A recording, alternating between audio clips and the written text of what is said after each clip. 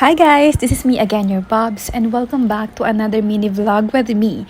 So it's been a long time na hindi tayo nagva-vlog, no? So today's video nasa Pilipinas ako ngayon. So this one is taken last November. So umuwi ako ng Pilipinas for only 20 days. At ayun, nag-swimming na din kami kahit umuulan. Actually, bumabagyo this night. Pero wala, nag-swimming pa din kami. So ayun, ito yung nila, outdoor pool nila. So, located siya on the 7th floor of Princeton. So, after that one, pumunta kami ng Green Hills. Kumain kami ng manok. Ito yung, ito yung famous na chicken. The Crunch. Ayun, trinay namin. Masarap naman. Masarap yung mga sauce nila. So, after that, naghanap na ako na mag-aayos ng phone ko.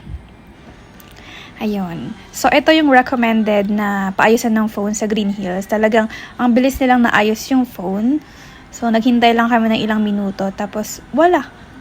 Yes, naayos niyo yung phone ko. Yung pinaayos kong phone pala is yung old phone ko. Meron akong file na kailangan kunin doon. Kaya dinala ko siya sa Pilipinas. And that's all guys. See you again on my next video. Bye!